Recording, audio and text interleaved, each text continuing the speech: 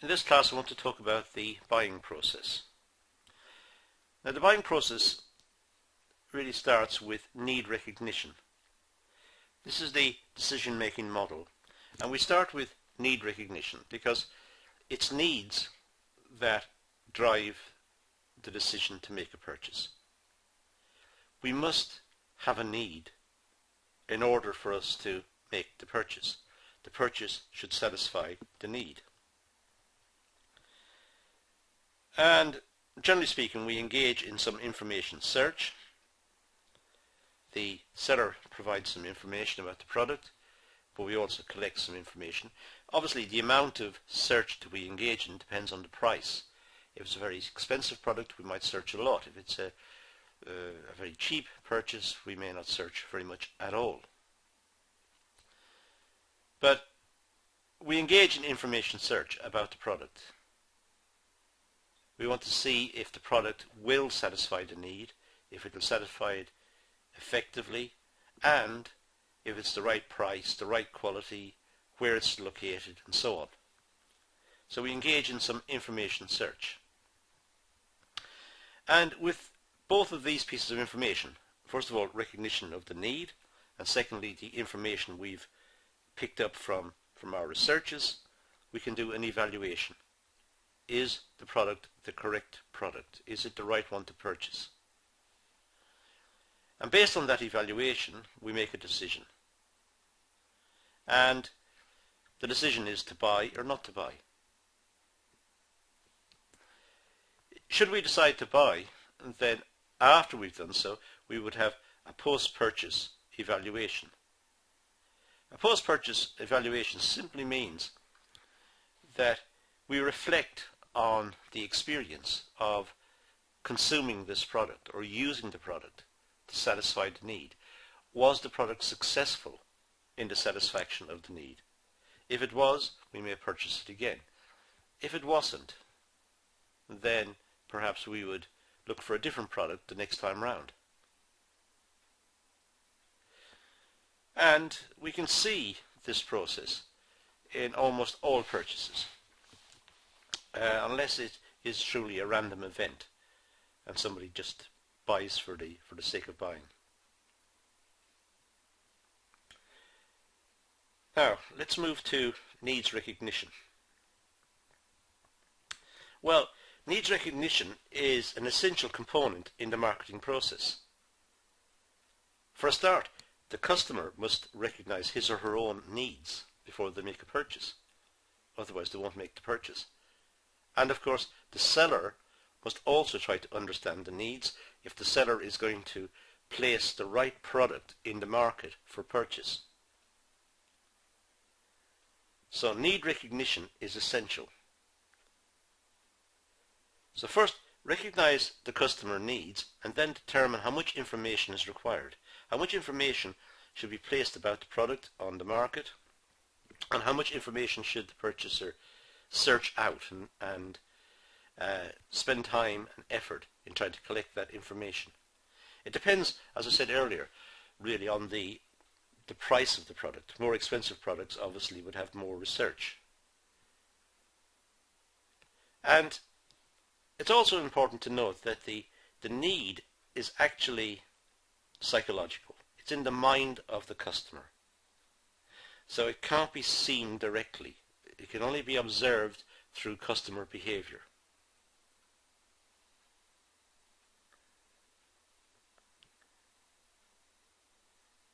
An individual's needs are influenced by psychological and sociological factors.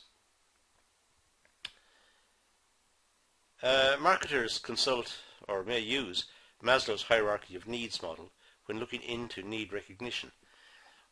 Maslow's hierarchy of needs model is used extensively in motivation theory, but it's relevant here. What it's saying is that basic needs must be fulfilled first, and then higher order needs, the more luxurious needs, are fulfilled later. So there's a hierarchical approach to needs. Basic needs first, and then the other needs.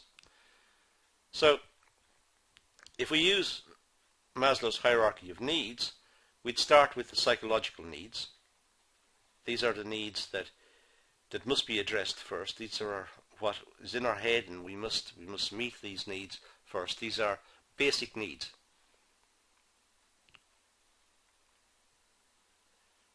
Next we have security needs.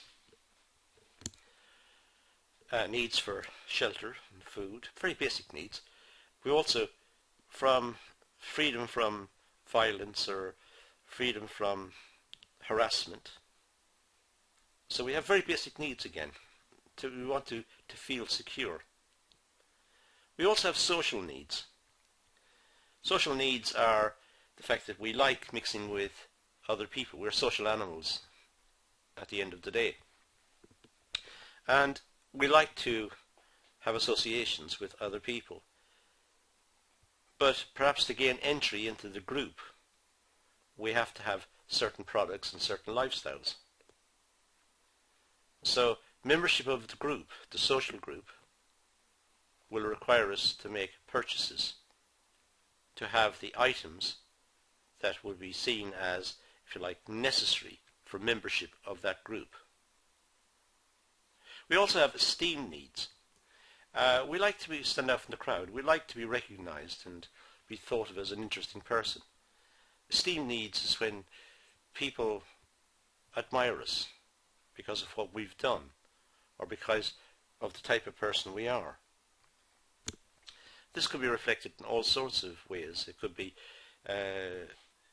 down to the car we drive, which gives us the esteem of having a particular car, or a way of dressing, an expensive suit, or an expensive watch, or perhaps this is what gives us the esteem.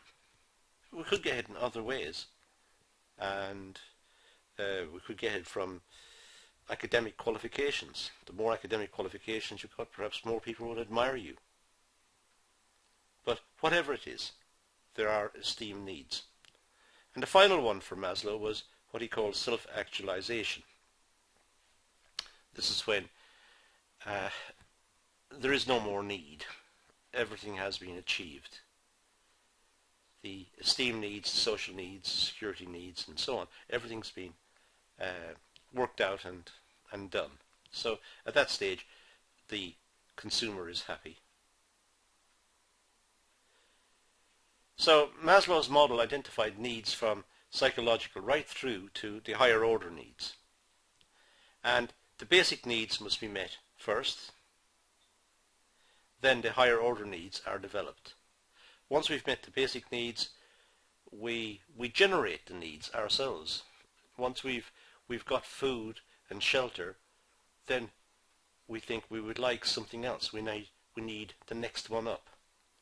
And that's what drives us. This is what motivates us to work or to achieve.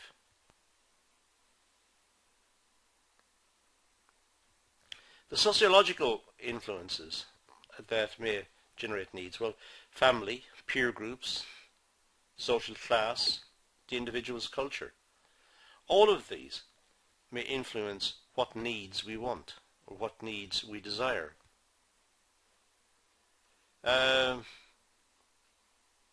To be a member of a social class perhaps requires a certain house in a certain area and a certain car and a certain membership of a golf club or whatever it is.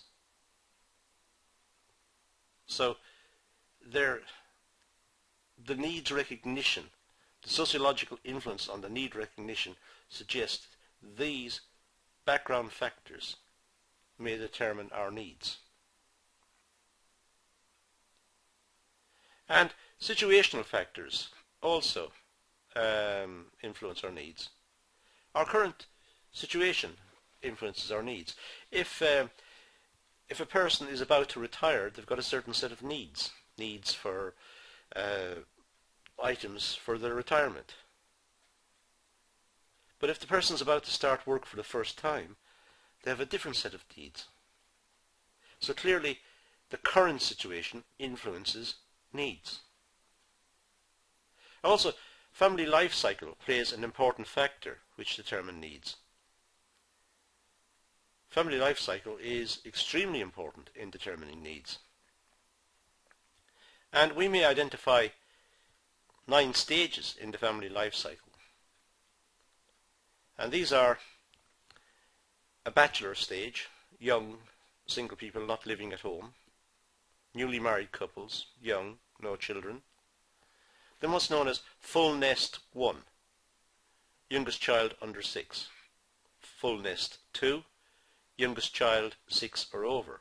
Full nest 3, older married couples with dependent children. And then we move to empty nest 1, older married couples, no children living with them. And we've also got empty nest 2, older married couples, retired and no children living with them. And then we have solitary survivor 1, who's still working but has reached retirement age but is still in the labour force. And solitary survivor 2, which is the retired person. Now these types of designation are widely used. So if we said full nest 1, then we know what that means. It means the youngest child is under 6. So it's a lifestyle stage, and each one of these stages will have needs requirements, will have different needs requirements. The retired person will have different needs requirements to the full nest 1, youngest child under 6. The youngest child under 6 means the parents need school clothing, they need books for school, they need items for the child. The retired person doesn't need that. So clearly life cycle influences needs.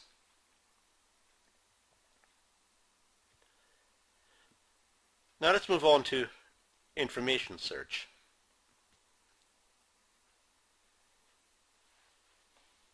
Identified customer needs require solutions, and these have to be found, or I suppose should be found. So once the customer needs have been identified, then solutions are sought. Now buyers may use a variety of information sources, and of course the sources that are used will depend on the customers, the products and the markets, and also on the price of the product. If it's a very expensive item, then additional sources may be checked. So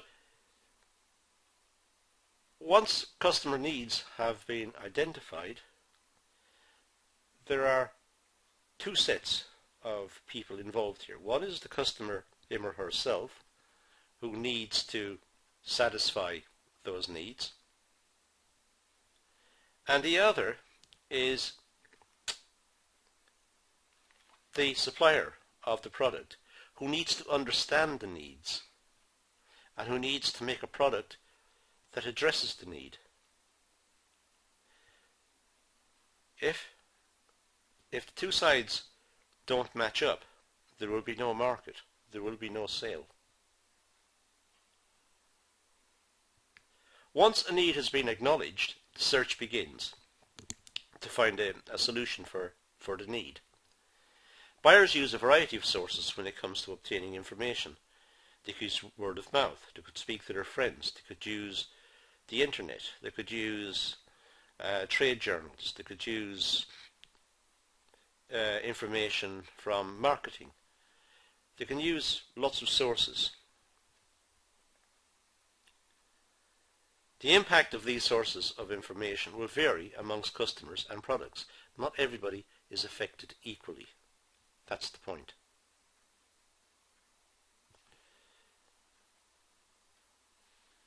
Information search, well, it could be based on personal experience. Previous purchases may influence the buying decision. If there was a good experience in the past, then it may be the case that the buyer would want to have the product again. It could be word of mouth. recommendations from good source of information. This is widely used on the internet, where purchasers write reviews of the product. Now, I know it can be open to abuse. The customers may abuse the situation and write falsehoods about the product, may write lies about it, but that's nothing we can do about that.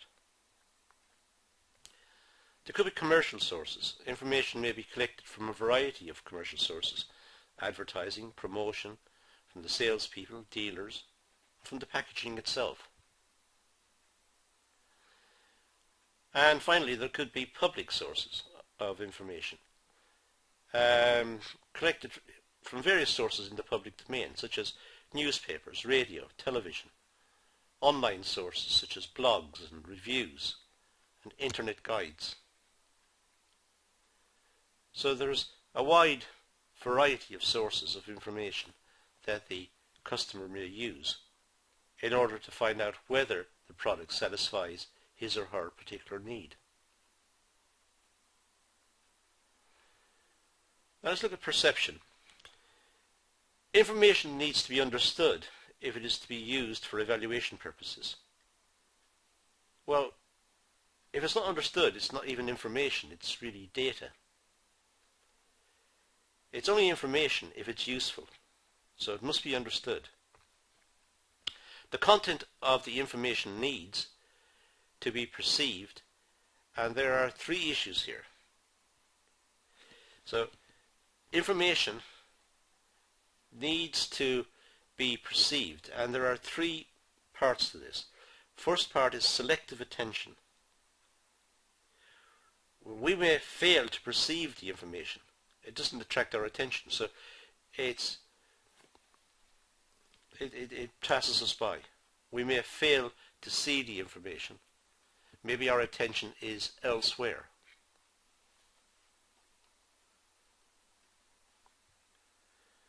We may have selective distortion. We take in the information, but decide to distort its content. This could happen by we take in the information, but then we question it to ourselves, and we question it so much that we start to believe our own questioning, and perhaps that puts us off. It's like the what if questions. What if I buy it and this happens? What if? What if?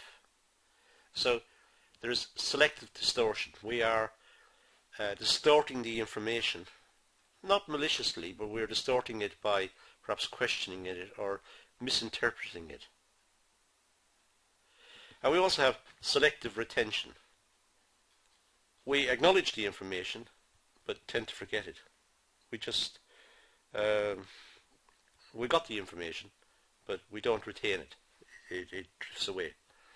Obviously, that's a function of how important the need is in the first place. If it's a very important need, then it overrides selective retention. We do remember, because it's important to us. But if it's a need that's quite small and trivial, then we may forget.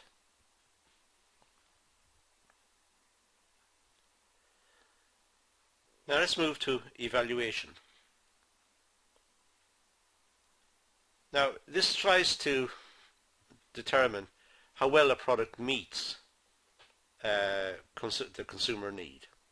So it tries to work out the relationship between the product and the need. Does the product satisfy the need? And we'll look at the product filtration process to deal with this. Quite an interesting little model, this one. We have the total set of information which is available about the product. That's all the information that's available about the product. We're only aware of a certain amount of that information. We may not be aware of it all, so we have an awareness set, which is the amount that we know of. And of the awareness set, we only consider a certain amount of it, because we think we only need to consider that because that's what tells us we'll address the need. So we know the need, So we don't have to look at all of the set of information. We're aware that there's a lot of information, but we only look at a certain amount. We put it down to look at the consideration set. And out of this consideration set, we have a choice set. We pick the ones that we're particularly interested in. So we might pick 2 or 3 pieces of information. We may take 2 or 3 products, related products, for example. That might be our choice set. We have narrowed down the whole process of purchasing down to this choice. We knew there was a full set of products with all the information about them available. That's the total set. There was an awareness set. We are not aware of the total set because a lot of it may be just for retailers or for wholesalers. We're not aware of that. But we are aware of what's in the marketplace, or we try to be, from our researches. So that's our awareness set. Of this, we're only going to consider certain products because these products address our need.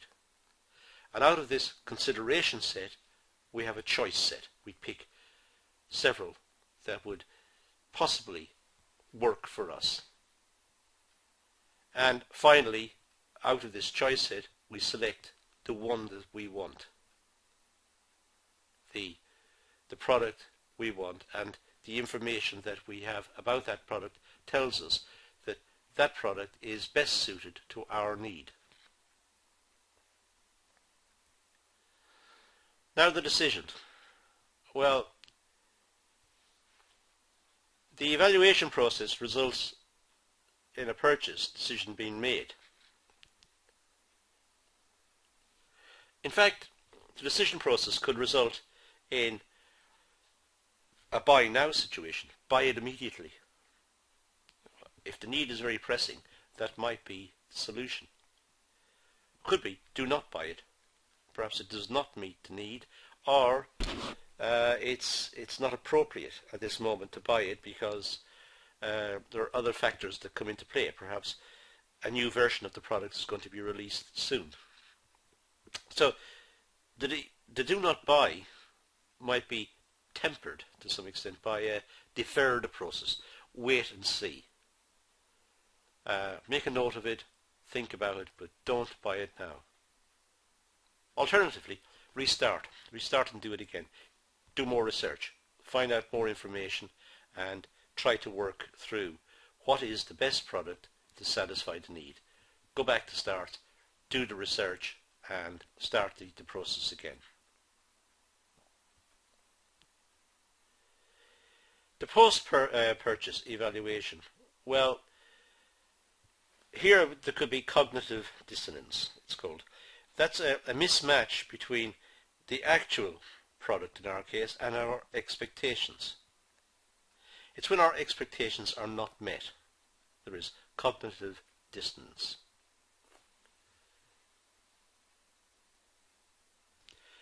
Our response to cognitive dissonance may be return the product and start the buying process again. And this may be seen as part of a learning experience. The product did not meet our expectations. The physical product, the product we purchased, did not meet our need requirements. So we were disappointed. So go back and start again. If the product or service can't be returned, then the consumer may vent aggression through complaining and discussing with friends and family. So if the product can't be returned and it's been purchased, then the consumer is upset and there may be adverse feedback for the supplier. And that could influence future sales. If it's a very strong complaint and the person makes it public, it could influence sales in the future. Finally, even if the decision was wrong, the customer may still convince him or herself that the decision was right. It often happens the customer buys a product that subsequently he or she finds does not meet the need exactly, but they keep it and they make do. They're satisfied with it. It may be due to the fact that they don't like to admit that they were wrong. But for whatever reason, they live with the product.